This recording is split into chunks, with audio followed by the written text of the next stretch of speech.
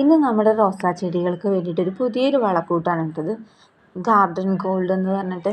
അപ്പോൾ അത് കുറച്ചിട്ട് കൊടുത്താൽ മതി പറഞ്ഞു. അപ്പോൾ എൻ്റെ റോസാ ചെടിയിൽ പൂക്കളൊക്കെ ഏകദേശം കൊഴിഞ്ഞു തുടങ്ങിയിട്ടുണ്ടായിരുന്നു കേട്ടോ.